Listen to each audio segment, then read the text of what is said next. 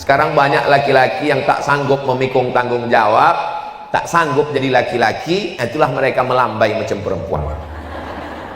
Ada di tengahnya itu sambal, ada ikan gulai, ada sotong, ada cumi, ada manisan, ada dessert, ada kolang kaling, ada macam semua.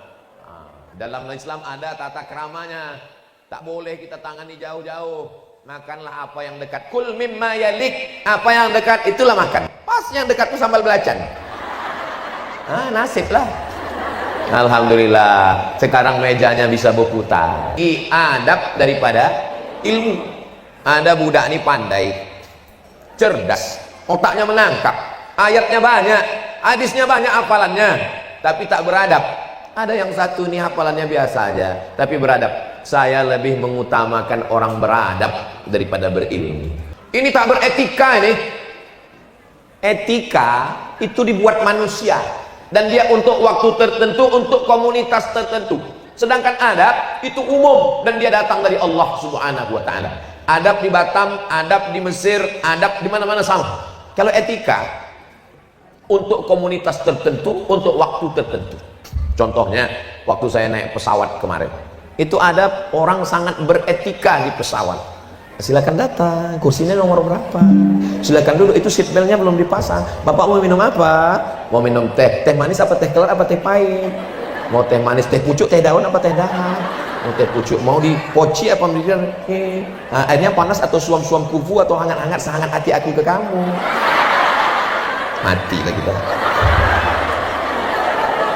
Di pesawat tuh dia sangat ramah, sangat baik. Begitu pesawat mendarat di Hang Nadim Airport, turun ke bawah, berjumpa, hidungnya pun tak menyaut.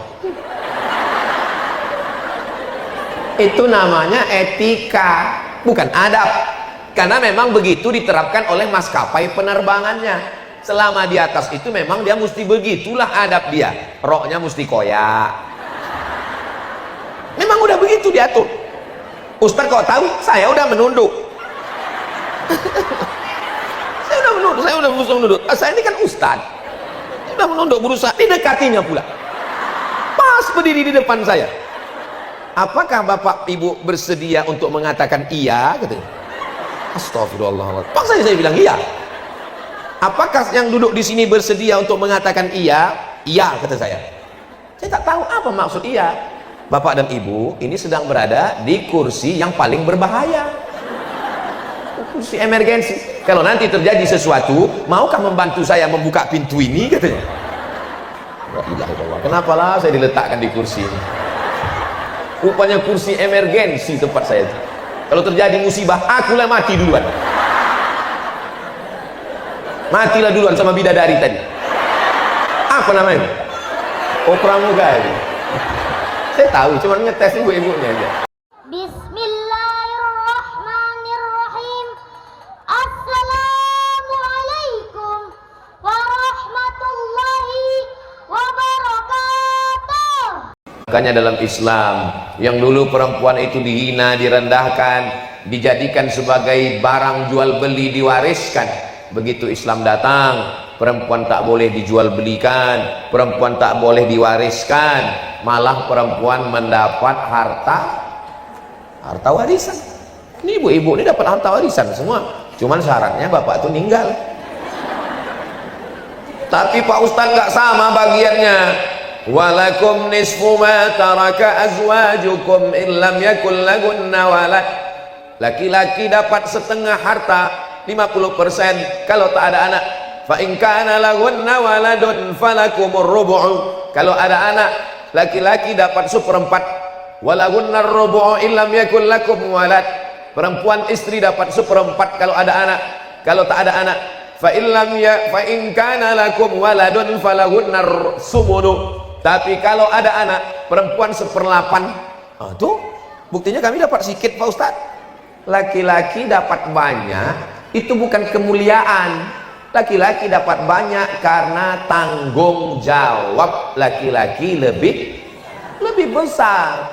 Yang menikahkan anak, walinya laki-laki apa perempuan? Laki-laki jadi wali. Yang menanggung belanja nafkah, laki-laki. Yang mengasih mahar, laki-laki. Jadi kalau Islam melebihkan laki-laki, bukan melecehkan perempuan. tapi karena tanggung jawab di pundak laki-laki lebih besar. Sekarang banyak laki-laki yang tak sanggup memikul tanggung jawab, tak sanggup jadi laki-laki, itulah mereka melambai macam perempuan. Dilaknat Allah. La'anallahul mutasyabbihin minar rijal bin nisa. Allah melaknat laki-laki yang menyerupai perempuan. Dulu ada laki-laki berinai. Berinai laki-laki dibawa ke Nabi. Tanya Nabi, kau laki-laki kenapa berinai? Lalu diasingkan. Kalau dulu waktu ada COVID kan diasingkan orang kena COVID kan? Apa namanya? Diisolasi. Ah, ini orang yang begini ini diisolasi. Tempat isolasi COVID kemarin. Tak boleh dia bercampur dengan laki-laki normal. Kenapa? Karena barang busuk mempengaruhi barang yang bagus. Ini ada jeruk 1 busuk, ada jeruk 9 bagus. Dibuat dalam satu tempat, yang jeruk busuk ini jadi bagus atau jeruk sehat ini jadi busuk? Jeruk yang sehat nih jadi. Kenapa? Karena jeruk makan jeruk. Maka orang yang sakit ini mesti diisolasi. Nama tempat isolasinya namanya Naqi. Nama pemakaman tempat jenazah di samping Masjid Nabawi namanya Baqi. Beda titik aja. Titik bawah Baqi, titik atas Naqi. Tempat kuburan orang meninggal di Madinah Baqi. Tempat isolasi laki-laki melambai Naqi. Nah, ingat tuh. Jangan salah nanti. Balik dari sini ceramah, "Bang, laki-laki yang melambai itu ditanam di Baqi." Ada tempat khusus. Kalau hanya sekedar melambai dia pakai aksesoris perempuan, diasingkan sampai sehat. Tapi kalau sudah melakukan perbuatan seksual, sudah sampai pada action, hukumannya keras.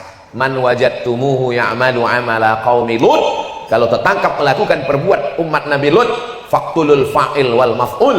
Dua-duanya dihukum mati. Mudah-mudahan Allah menyelamatkan dari musibah akhir zaman ini yang disupport oleh dunia internasional. Produk-produk mensupport itu, penerbangan mensupport itu, pesawat dicatnya dengan warna itu, mau mendarat di Qatar. Alhamdulillah pemerintahan Qatar melarang, tak boleh mendarat. Akhirnya airport lain menerima.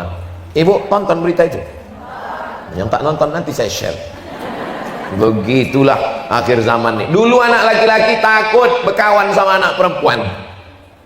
Takut saya Pak Ustaz, anak saya ini dekat sama anak laki-laki. Sekarang sesama anak laki-laki pun kita takut. Mudah-mudahan Allah menjaga anak-anak kita semua insya Allah. Ini tentang laki-laki dan perempuan. Adapun adab, adab itu sudah jadi bahasa Indonesia. Memanglah kau tak beradab. Adab, sopan santun, tata krama, budi bahasa, etika, moral. Etika, moral, bahasa Inggris. Bahasa Inggrisnya etik. Bahasa Inggrisnya Islamic morality, moral. Sedangkan bahasa Arabnya adalah akhlakul karimah. Adab diambil dari kata makdubatun. Makdubatun artinya jamuan makan. Kenapa adab itu disebut jamuan makan? Karena biasanya kita kalau ngajak orang makan pasti beradab. Pak Ustaz, nanti kami mau undang Ustaz untuk makan di rumah, silakan makan. Kan beradab, lemah lembut. Mana ada orang makan. Mana mau kita makan? Oh begitu balik kita langsung. Memang tadi nampak enak makanan ya Bu. Tapi karena cara nyuruhnya gitu pulang saya langsung. Kalian silakan. Yang tak tahu malu silakan makan. Ya malu-malu sih, tak tahu malu anjing. Harus balik kita mulai. Jadi makna adab itu diambil dari bahasa Arab makdubatun, artinya sopan santun, tata krama mengundang makan. Ada di tengahnya itu sambal, ada ikan gulai, ada sotong, ada cumi, ada manisan, ada dessert, ada kolang kaling, ada macam semua. Dalam Islam ada tata kramanya. Tak boleh kita tangani jauh-jauh. Makanlah apa yang dekat. Kul mimma yalik, apa yang dekat itulah makan. Pas yang dekat itu sambal belacan. Nasib lah. Alhamdulillah sekarang mejanya bisa berputar. Berputar, meja itu tak berputar Pak Ustaz. Ya, berputar.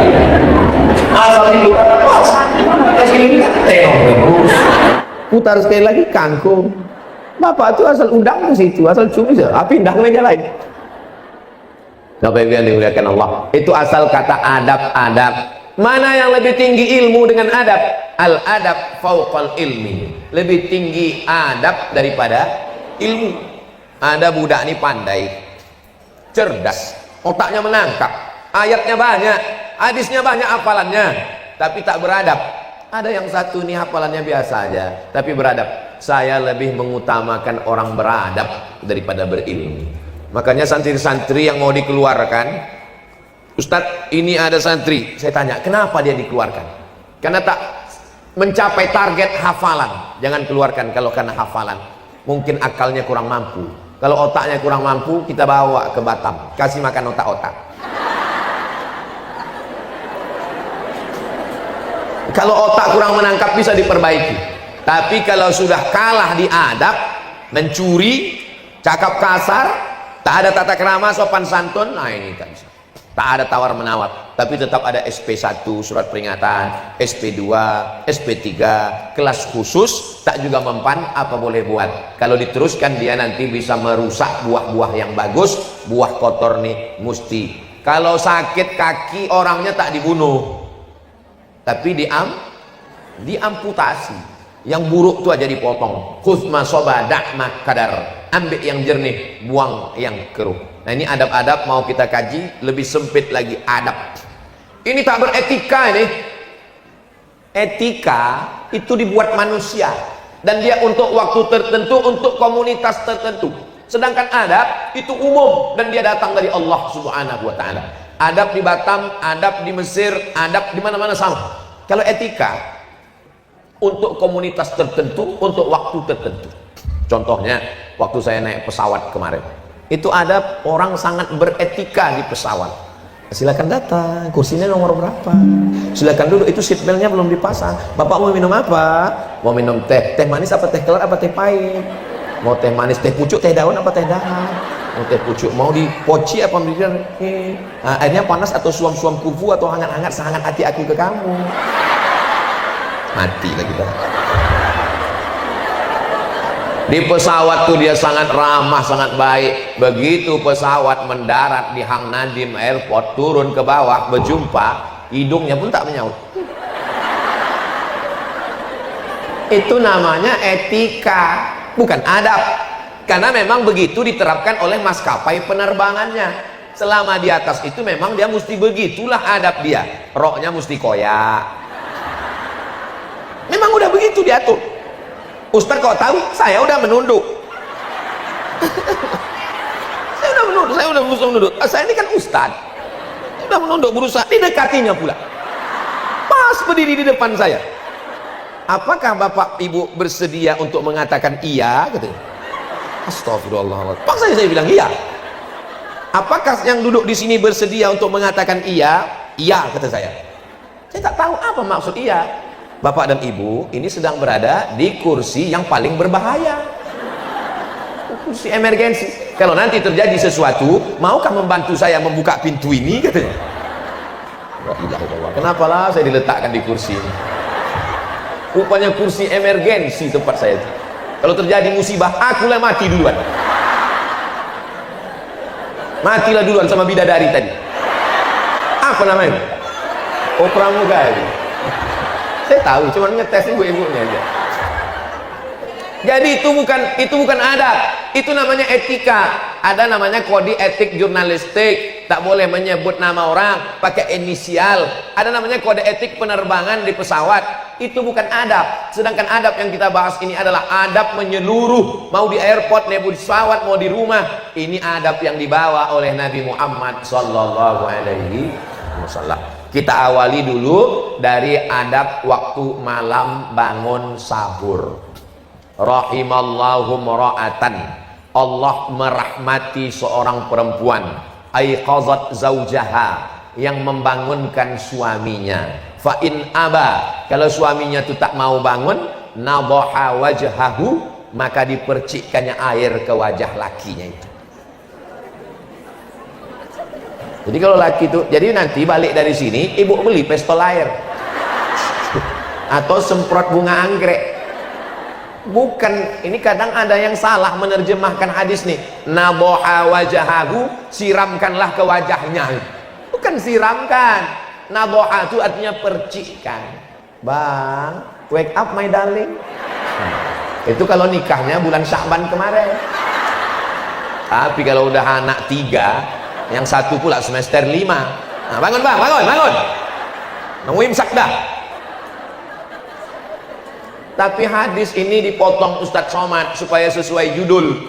Pangkal hadisnya itu rahimallahu mara'an aiqadha zaujahu. Beruntunglah orang mendapat rahmat Allah karena suami itu duluan membangunkan istrinya.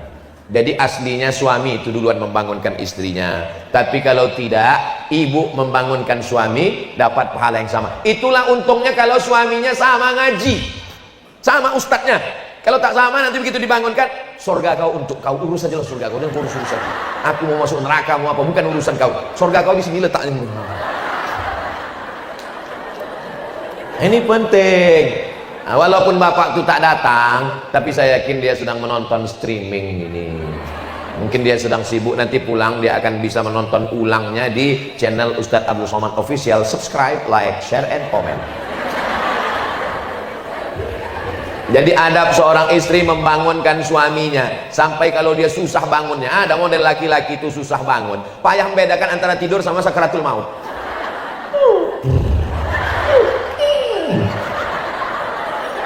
Nah, itu tetap juga dibangunkan, bang, bangunlah. Nah, ini adalah adab. Bagaimana caranya? Tentu saja dengan santun, dengan lemah lembut, dengan kebaikan.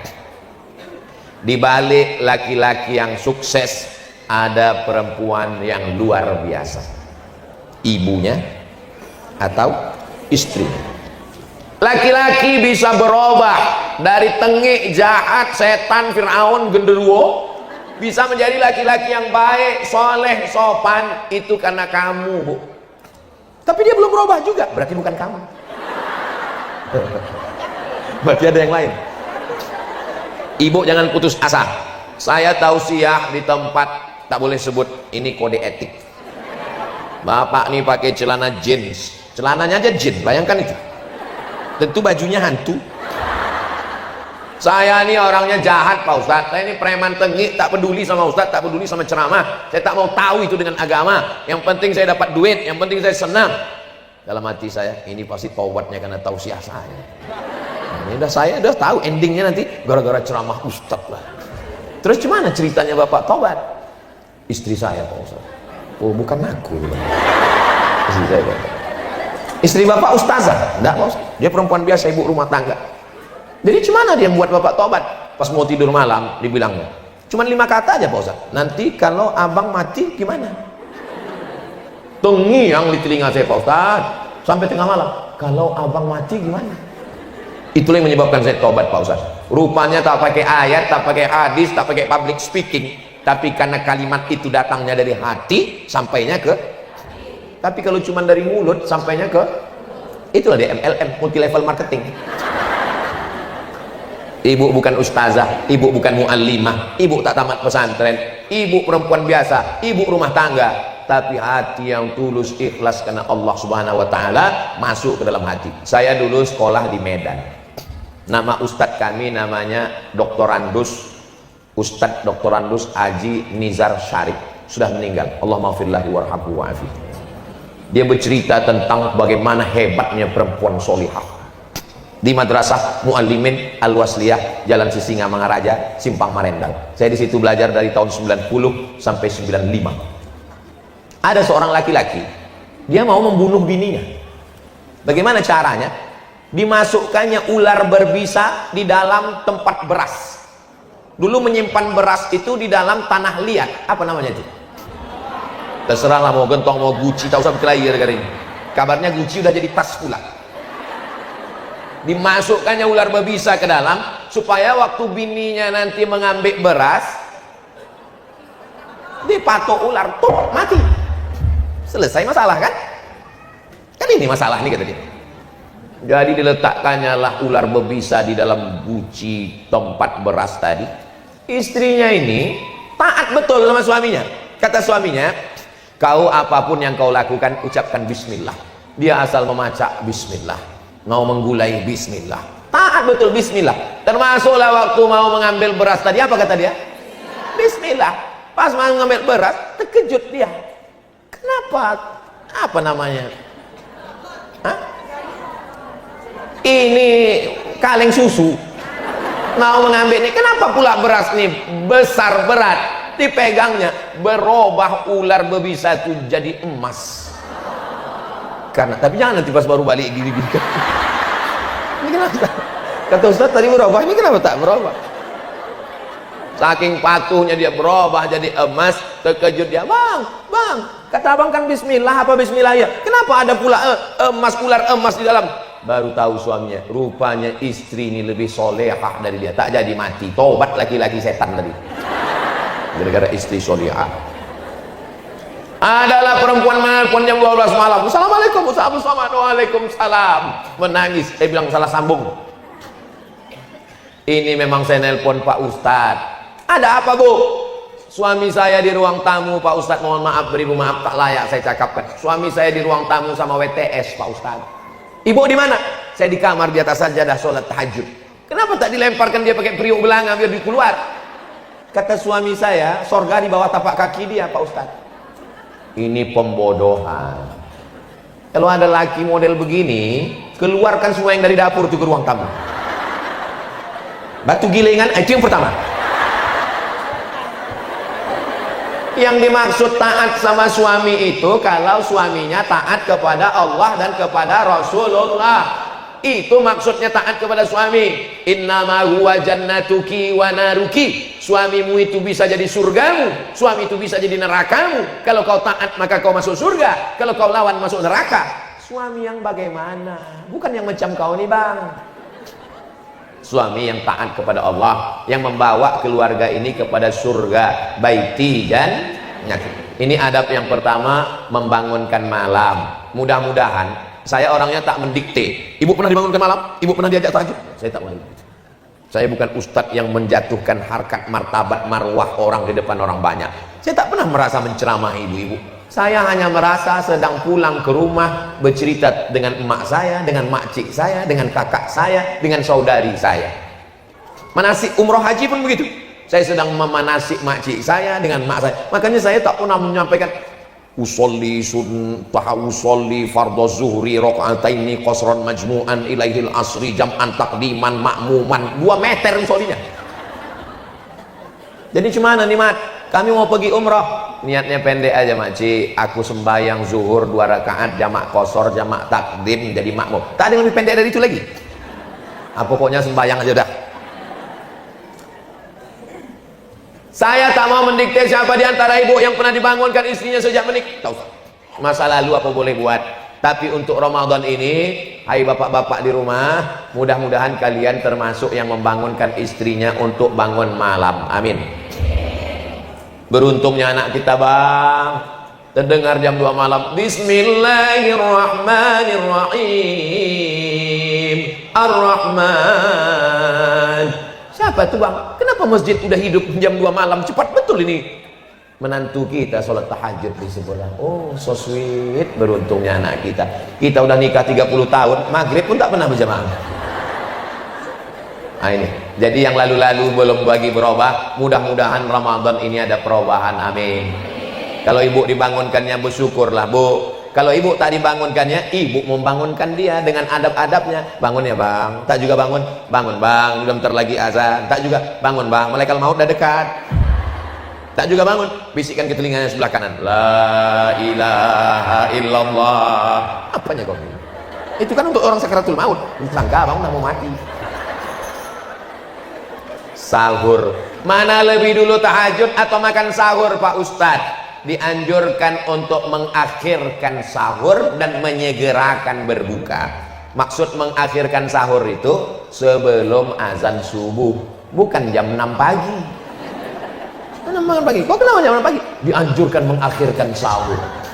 Kulu, makanlah, washrabu, minumlah, hatta yatabayyana lakumul khaytul abyadu minal khaytil aswadi minal fajar. Sampai fajar terbit, maksudnya azan subuh. subuh. Jadi kalau azan subuh di Batam jam 5 kurang 15, imsak 10 menit sebelum itu 5 kurang 25, maka sebelum itu bersahur. Jadi bangun malam itu apa dulu? Sholat sunat wudhu. Kenapa sholat sunat wudhu? Karena Nabi memanggil Bilal, kedengar suara selop sendalmu di surga. Apa amal kau Bilal? Aku tak pernah meninggalkan 2 rakaat setelah wudhu. Usolli sunnatal wudhu. Habis itu sholat sunat taubat, bukan tauco. Ini mentang-mentang mau puasa nih kuliner. Saya sudah dapat tadi WhatsApp, siapa yang mengirim menu buka puasa 30 hari. Bagus apa tak bagus? Bagus. Ini kan santapan jasmani, tapi rohani ini jauh lebih penting. Karena dalam lagu bahasa bangsa Indonesia, bangunlah jiwanya, bangunlah perutnya. Bagaimana mau jiwa bangun kalau makan tak sehat? Lalu kemudian sholat sunat tahajud, ini adab-adab. Bagusnya berjamaah. Tapi suami saya Pak Ustadz suaranya tak bagus, dia kalau jadi imam sir. Tak usah ibu mengamuk gara-gara itu. Itulah beruntungnya ibu Susi. Itu suaminya kalau sholat tahajud tuh bersuara. Ini abang tak berbunyi. Kebetulan takdir ibu dapat imam silent. Allahu Akbar. Allahu Akbar. Asal berbunyi Allahu Akbarnya jadilah. Daripada laki orang sebelah mabuk sakau, daripada laki orang sebelah dilarikan pelakor. Begitu caranya. Oh, tapi kalau masalah akhirat itu kan kita tengok yang paling bagus Pak Ustaz. Dia menengok yang paling bagus. Kalau dia ibu repeti juga, dia baru tobat kemarin. Tak jadilah aku tobat kata dia. Mudah-mudahan dibukakan Allah pintu hidayah insyaallah. Amin. Support dari ibu terus. Abang mesti bertobat bang, abang semangat terus bang. Aku baru hafal kul wallah, tak apa-apa bang. Kul wallah terus apa-apa, terus kul wallah. Luar biasa. Nah, ini lalu kemudian kalau tadi sudah witir di masjid sholat taraweh, tak usah witir lagi. La witrani, tak boleh 2 kali witir dalam 1 malam. Selesai sholat, Pak Ustadz suamiku ini kan baru hijrah, kalau aku jadi imam gimana? Tak bisa, tak bisa. Walaupun hebat ibu qori'ah hafizah, tak bisa. Jangan pula bapak tuh, dek majulah kita emansipasi. Nah, kau majulah sekali-sekali tak apa-apa. Tak. Biarpun kau baru Iqra 6 bang, majulah bang. Maju dia ke depan, latihan dia baca Al-Fatihah, disupport, diberikan motivasi. Bismillahirrahmanirrahim. Alhamdulillahirabbil alamin. Arrahmanirrahim. Maliki yaumiddin. Iyyaka na'budu wa iyyaka nasta'in. Ihdinas siratal mustaqim. Siratal ladzina an'amta 'alaihim ghairil maghdubi 'alaihim waladdallin. Amin. Yasin. Allahu Akbar. Pendek kali itu bang. Lebih bagus membaca surat pendek selesai daripada surat panjang tak selesai. Begitu dalam mazhab Syafi'i. Itu dalil saya kalau jadi imam sama ustazah, dia kan hafal Quran, saya hafal juz 30. Wah, jadi kok ditanya kenapa ayatnya pendek, lebih bagus surat pendek selesai daripada ambil tengah tak selesai. Walaupun dia hafal Quran, yang imam tetap saya. Walaupun dalam kepala saya juz 30. Nah itu, ar-rijalu qawwamuna 'alan nisa. Lalu kemudian setelah sholat sunat masih ada waktu berzikir. Mungkin setelah sholat itu ibu sibuk pula memasak. Kalau kami tak berjamaah Pak Ustadz, afdal berjamaah. Kalau saya sholat duluan karena saya mau memasak, sekali-sekali tak apa-apa. Kalau bapak itu duluan, kaedahnya berjamaah lebih afdal. Tidak berjamaah tetap melaksanakan sunnah. Menunggu berzikir. Apa zikir yang paling afdal? Afdalul dzikri fa'lam annahu la ilaha illallah. Kalau ibu bisa menengok Quran, tengok Quran. Sedang memasak mana bisa nengok Quran Pak Ustadz? Salawat. Allahumma sholli ala sayyidina Muhammad wa ala ali sayyidina Muhammad. Allahumma sholli ala sayyidina Muhammad. Di dapur boleh bersolawat, di WC yang tak boleh bersolawat. Membaca doanya pun sebelum masuk kaki kiri. Allahumma inni a'udzubika minal khubuthi wal khaba'is. Kenapa enak masakan kau ini mak? Apalagi kalau bukan karena solawat, apalagi kalau bukan karena zikir dan doa. Wa idza quri'al qur'anu fastami'u lahu wa ansitu la'allakum turhamun. Dibacakan Quran turunlah rahmat Allah. Maka yang paling sedang itu jam 3 bangun, sempat bersih mandi, sholat sholat sunat wudhu, sholat sunat taubat, sholat sunat tahajud, sholat sunat hajat, memasak, habis itu makan, menunggu azan subuh agak setengah jam, tempat berzikir, istighfar. Wabil asharihum yastaghfirun. Di waktu sahur yang paling bagus beristighfar. Berapa kali Pak Ustadz? Belilah tasbih. Ustadz kan saya tengok tak ada buat tasbih. Ah, ini ada tasbih. Tasbih. Cantik tasbih Ustadz, warna-warni. Dikasih orang. Kasih orang kemarin di Tanjung Pinang. Bertasbih. Astaghfirullahalazim, astaghfirullahalazim, astaghfirullahalazim, astaghfirullahalazim, astaghfirullahalazim, astaghfirullahalazim. Tetap ada makharijul hurufnya. Jangan karena hanya mau mengejar 100 tak jelas. Macam dapat gorengan panas, tahu mendoan panas.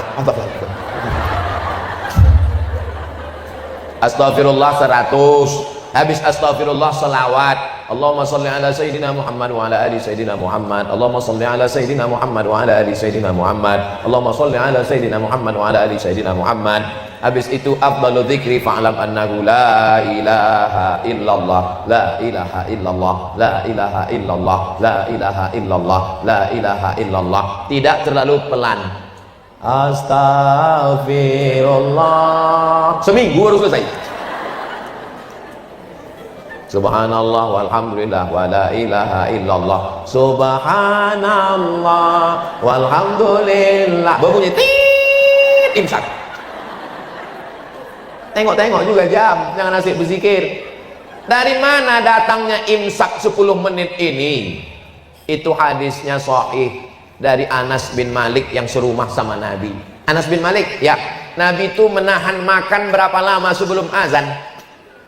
Dia agak-agak khamsina ayatan, 50 ayat. Setelah dihitung 50 ayat, baru paham. Rupanya 50 ayat ini kalau dibaca tak terlalu cepat, tak terlalu pelan, 10 menit. Itulah dasar imsak. Imsak tak ada di Maroko.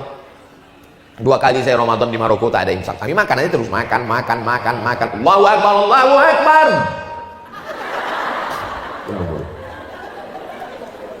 Assalamualaikum Ustadz. Waalaikumsalam. Kalau mulut kita berisi nasi, iya, terdengar azan gimana? Kata Ustadz, selesaikan secepatnya. Batal puasa. Orang yang menelan ketika azan sudah berkumandang, batal puasanya. Tapi pastikan itu azan Dumai, azan Batam, azan Pekanbaru, azan kota kita, bukan azan Jakarta, azan handphone. Memang asli azan. Tapi ada ustadz yang mengatakan kalau mulut berisi air, berisi makanan, semua kemandang azan, telan aja. Itu ceritanya panjang. Ceritanya begini. Zaman dulu, orang itu azan sebelum masuk waktu.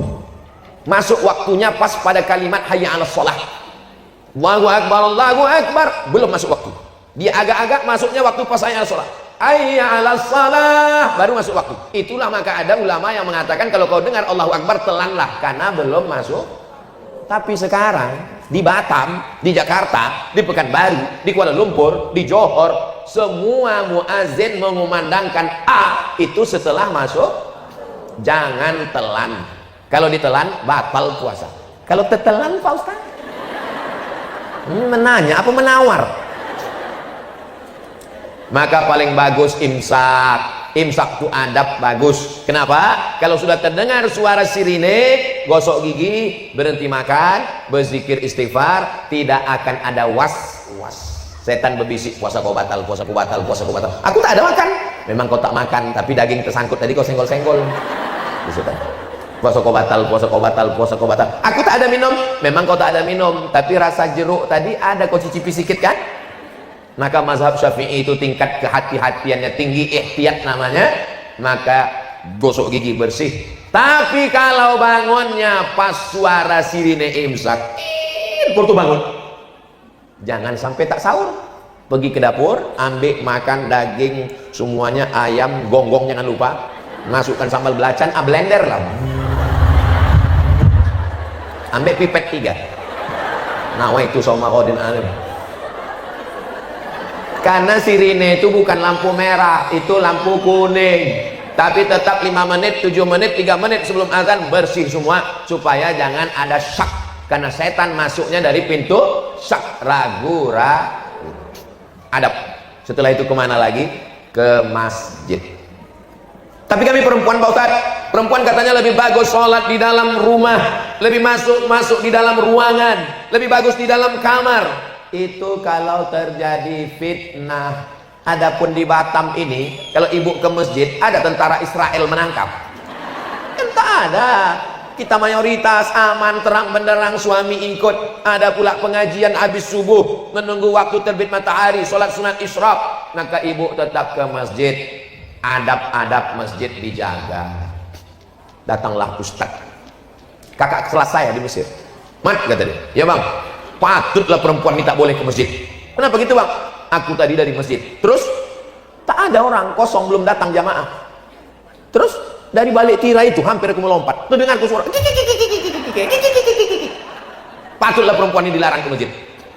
Saya bilang yang salah tuh bukan masjidnya, itu kan orangnya tak beradab. Makanya perempuan ke masjid tetap jaga adab-adab syarat dan ketentuan jangan pakai parfum berlebih-lebihan sampai tercium imam hilang ayatnya. Jangan pakai celana sempit. Ini banyak juga nih kadang anak-anak gadis ini ke masjid memang pakai telekung tapi pakai lijing. Banyaklah atuk-atuk masuk paret menengok itu. Jangan sampai bicara aib di situ. Asal udah sampai ke masjid, mencari besti. Mana besti? Sudah dekat. Assalamualaikum warahmatullahi wabarakatuh. Betul. Dia tak tahu CCTV. Hindari dekat orang yang terlalu akrab. Kalau ada dia sana awak sini. Kenapa? Karena kalau sudah dekat orang akrab ini lupa dunia, seakan-akan dia berdua aja dalam masjid itu. Hindari pakai pakaian yang norak. Kan ada rasa kita berpakaian ini. Dipakailah telekung yang bunga, semua ada bunga situ. Macam karangan ucapan selamat nikah belakang. Bunga mawar, bunga melati, bunga tai ayam, madu semua. Sampai orang yang di belakang mau menengok pun, di mana dia membelinya? Berapalah harganya? Jangan berlebih-lebihan. Kul, makanlah, washrab, minumlah, walbas, berpakaianlah, min ghairi sarafin, jangan berlebih-lebihan, wala makhilatin, bukan untuk sombong-sombongan. Begitu pakaian dalam Islam. Tapi bukan berarti ibu-ibu yang udah pakai seragam nih lalu, ini ustadz yang menyindir kami, enggak. Saya ustadz yang tak pandai sindir menyindir. Ibu yang punya sudah seragam bagus, yang belum lunas mudah-mudahan segera lunas. Lalu kemudian adab ke masjid dijaga. Macam mana membawa anak Pak Ustadz? Kalau anak ini sudah mumayyiz, sudah bisa menerima perintah dan larangan, bawalah. Ribut dia, diam dia, bawalah. Tapi ketika kalau anak saya belum, anak saya itu kalau diginikan, diginikannya pula saya. Kau di rumah aja lah. Tapi kalau ada yang menjaga, bawalah pojok, jangan terganggu orang sholat. Ini untuk menjaga kemaslahatan bersama. Tapi jangan semua anak-anak dilarang. Di Masjid Agung An-Nur Pekanbaru, waktu dulu saya tausiah, itu di belakang dibuatkan satu shop anak-anak. Penjaganya pakai jubah warna hijau membawa rotan panjang. Pas saya selesai sholat, saya tengok, biok kujong. Pas saya dekat senyum. Mau kau pukul anak? Enggak, nakut-nakuti aja.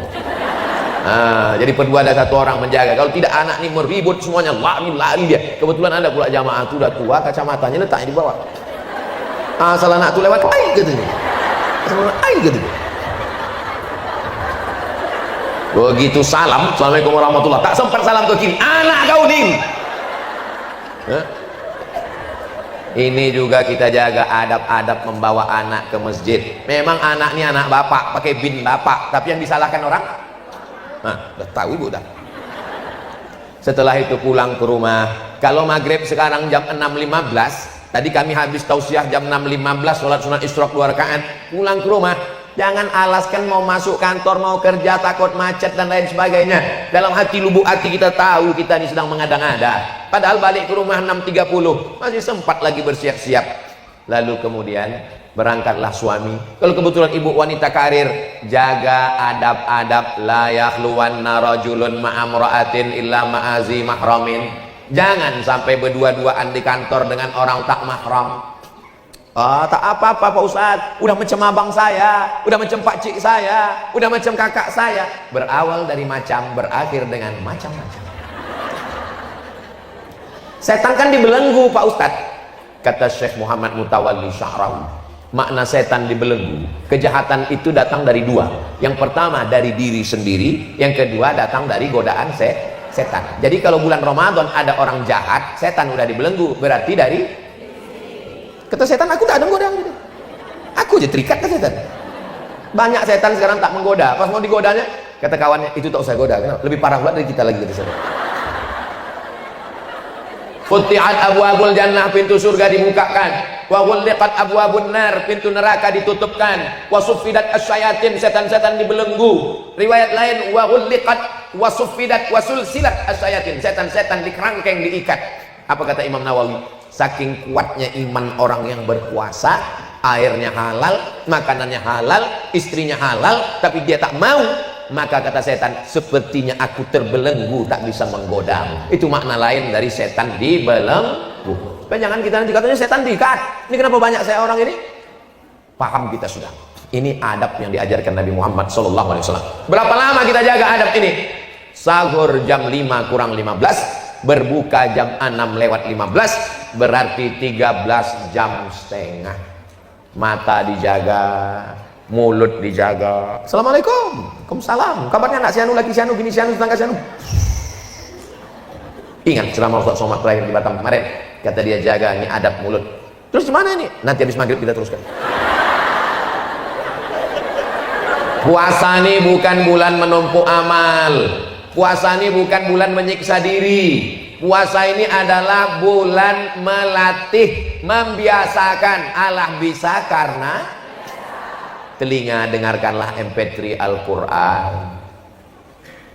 speaker Quran, download, tulis qori siapa kesenangan, Ustadz Muzammil Hasballah, Ustadz Darwin Hasibuan, Ustadz Ja'far Hasibuan, Kiai Haji Muammar ZA. Banyak qori-qori yang bisa didengar, sehingga yang masuk ke kepala kita, ke hati kita, ke pikiran kita adalah Al-Quran. Saya Pak Ustadz dengar Quran terus ingin beralih pula lagu religi, cari lagu-lagu religi, sholawat, salatullah, salamullah. Ini lagu lama Pak Ustadz, yang baru lah tak tahu pula saya lagu yang baru. Nah, pokoknya yang religi bagus. Saya ini Pak Ustadz udah mabuk didengar dunia, dengan dunia nih. Ingat lagu mati. Mati. Orang kaya mati, orang miskin mati, emak-emak mati. Ustadz lama matinya. Itu pokoknya kalau lagu itu mengingatkan kita pada mati, memotivasi kita beramal soleh, mencegah kita perbuatan maksiat. Tapi kalau dia hanya melalaikan, wa minan nasi may yashri lahwal hadis, ada orang yang membeli apa yang dibelinya sia-sia. Sekarang terwujud membeli lagu yang tidak membawa, malah pintu setan masuk ke dalam hati itu melalui musik. Ibu kalau udah mendengar musik sekali, itu nanti pas mau tidur malam, alam bawah sadar kita akan mengulang memori, terngiang-ngiang dia. Paham yang saya sampaikan ini kan? Ibu-ibu, bapak-bapak yang pernah mengalami ini, dengarkan satu lagu, dengarkan 2 kali, nanti pas malam atau pas sedang masak atau pas sedang nyetir atau pas bawa motor, terngiang dia telinga kita. Kenapa? Karena memorinya berputar di dalam. Kita mau yang berputar itu Al-Quran, sholawat, nasyid. Mulut dijaga, mata dijaga, telinga dijaga, hati dijaga, kaki dijaga, tangan dijaga, aurat jangan sampai terbuka. Ini semua adalah adab. Menjadi perempuan Islam itu lebih berat Pak Ustadz. Jilbabnya mesti panjang, auratnya mesti tertutup, sopan santun tata krama. Husnu taba'ulil mar'ati li zawjiha, seorang istri yang menjaga kehormatan rumahnya, anaknya, dirinya, sama pahalanya dengan laki-laki yang berjihad fisabilillah. Laki-laki kalau mau mati jihad, dia mesti membawa kudanya, membawa baju besinya, membawa tombaknya, berdarah-darah. Perempuan cukup di rumah menjaga kehormatannya, anaknya, maka dia mendapatkan pahala jihad fisabilillah. Siap ibu menjaga kehormatan ini? Jangan ada dusta di antara kita. Waktu tak panjang lagi. Hari Senin, hari Selasa, hari Rabu. Senin, besok, Selasa, Rabu. Hari Rabu melihat anak bulan. Kalau Rabu sore muncul anak bulan, berarti Kamis puasa. Rabu sore tak nampak anak bulan, hari Kamis berarti 30 Sya'ban, berarti 1 Ramadannya hari Jumat. Jadi Ustadz, saya masih menunggu bulan. Judul lagunya biarkan bulan bicara.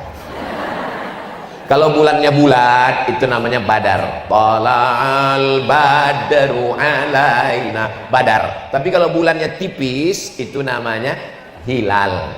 Jadi yang ditengok petang Rabu itu adalah hilal. Makanya kalau ada suami ibu yang namanya hilal, kalau bisa Rabu itu jangan keluar, karena dia sedang diintip-intip orang se-Indonesia ini mencari hilal.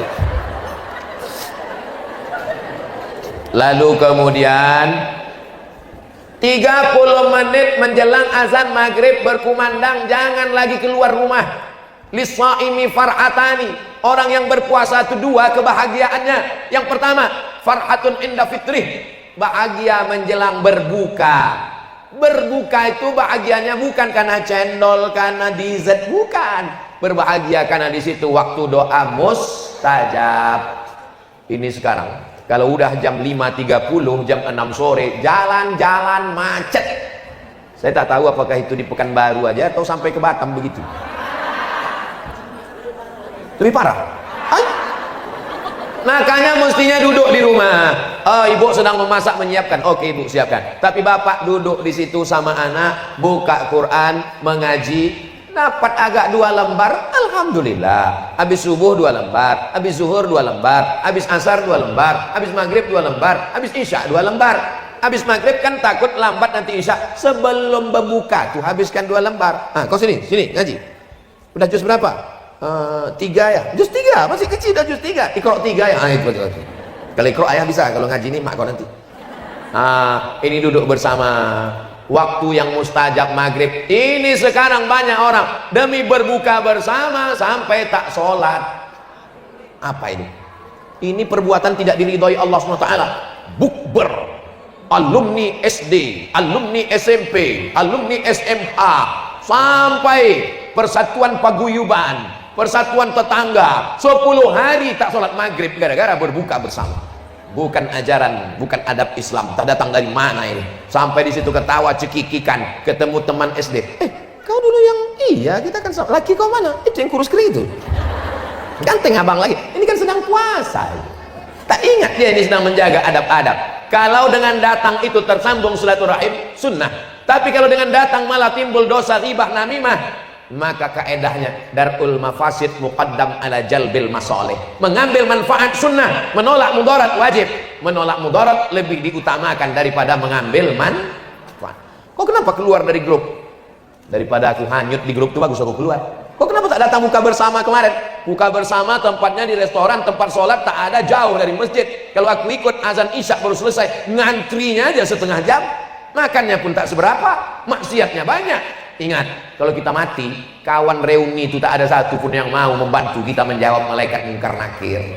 Kita akan sendiri menghadap Allah Subhanahu wa ta'ala. Ini adab-adab berbuka bersama nih mesti dijaga.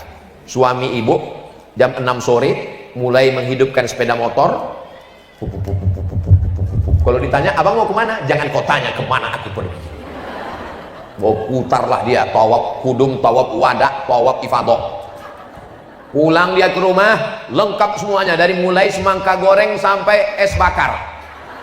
Ada semua busfera. Maka adab ibu lah mengasih tahu. Biarkan aja dulu untuk hari pertama nih. Nanti begitu berkumandang azan maghrib, Allahu Akbar, Allahu Akbar. Dia pun mulai dicobanya 1 teguk, 2 teguk air. Habis itu masuk kurma 3 butir. Tengoklah bang, betul kau bilang mubazir. Besok tak kuat lagi. Besok jam 6 digasnya lagi. Mesti saling ingat mengingatkan. Jangan ibu pula mengajak dia. Ini orang udah keluar semua, kita aja di rumah ini.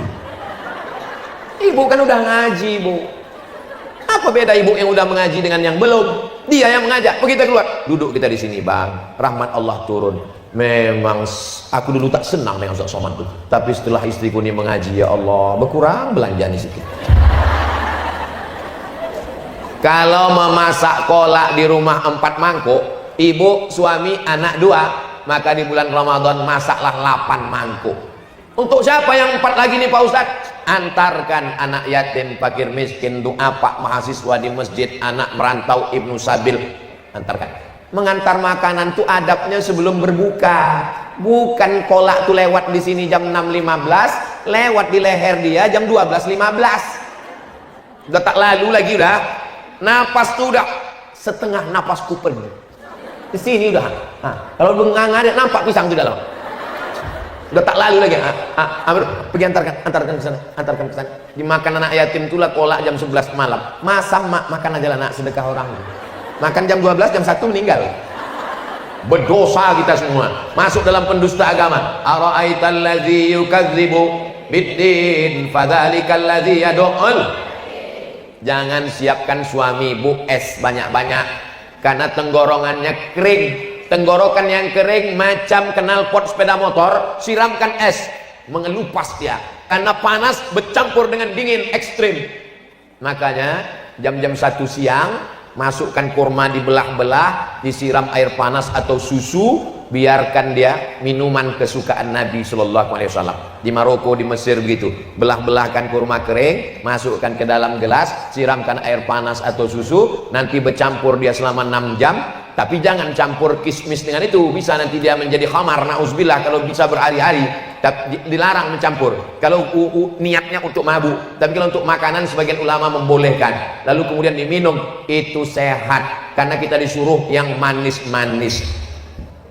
1, 3, 5. Alhamdulillah Pak Ustadz, udah masuk 3, kenyang rasanya. 3 kurma, 3 kotak Pak Ustadz. Jangan banyak-banyak. Karena ketika sudah makan, Allahumma laka sumtu wa bika amantu ala rizkika aftartu bi rahmatika ya arhamar rahimin. Jangan pakai doa Allahumma laka sumtu. Ini hadisnya dhaif. Lalu yang sahih mana? Zahabaz zama'u wa batallatil uruq wa sabatal ajru. Itu pun dhaif juga. Sama-sama dhaif. Apa kata Syekh Ibnu Utsaimin, ulama Saudi Arabia? Allahumma laka sumtu, silakan pakai. Zahabaz zama'u, silakan pakai. Tak usah berkelahi gara-gara itu. Kadang orang berkelahi masalah doa ini, bukan Allahumma laka sumtu, zahabaz zama'u, bukan zahabaz zama'u, laka sumtu, sampai merah. Rupanya bukan karena doa itu, tapi karena lapar. Jangan banyak makan. Kalau banyak makan, susah menegakkan tulang belakang. Nanti sholat tarawih itu membungkuk aja. Asal tegak sedikit, keluar kacang hijau. Supaya kita mudah pergi ke masjid sholat tarawih, bawa keluarga semuanya. Ibu pun jaga adab-adab lagi. Sholat tarawih adabnya keluarnya witir. Habis witir baru keluar, dapat pahala qiyamul lail. Nanti ibu payah menjelaskan, menengok ada anak-anak bertanya, ma, ya ibu itu kok keluar? Oh mungkin ibu itu witirnya mau di rumah. Padahal di rumah pun tak juga witir. Tanya, ibu mau witir tadi? Enggak, nampak aku 2 mangkuk aja tadi. Selesai witir baru pulang ke rumah. Itu sunnah. Bagus qiyamul lailnya begitu. Kalau saya witir, payahlah saya nanti malam witir Pak Ustadz. Kalau mau witir juga nanti malam bisa.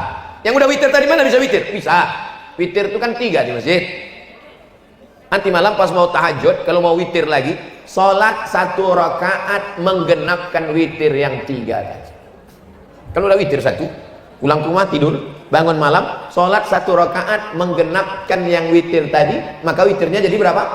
Jadi 4. Nanti habis tahajud, witir dia sekali lagi 3 rakaat, maka malam itu witir dia menjadi 7. Mana dalilnya? Buka Sunan Tirmidzi. Kata Imam Abu Isa Ibn Sawrah At-Tirmidzi, cara kalau mau witir lagi nanti malam begitu. Tapi kalau saya, asal udah witir saya di masjid, bangun malam, sholat sunat wudhu, sholat sunat taubat, sholat sunat tahajud, sholat sunat hajat, saya tak witir lagi. Tapi yang ini saya sampaikan, mana tahu ada suami ibu yang imam atau ibu mau buat, maka begitu caranya. Sudah saya urutkan dari mulai awal hari sampai siang, sampai petang, sampai berbuka, sampai malam, sampai tidur lagi. Itulah beberapa adab-adab ibadah sunnah-sunnah. Mudah-mudahan kita bisa melaksanakannya sehingga dapat kita keberkahan Ramadan tahun ini, insya Allah. Tadi jam 9:30, sekarang jam 10:30 lewat 10. Sudah 70 menit saya bicara. Nanti kita lanjutkan dengan tanya jawab. Jangan kemana-mana, kita teruskan setelah yang satu ini. Assalamualaikum warahmatullahi wabarakatuh.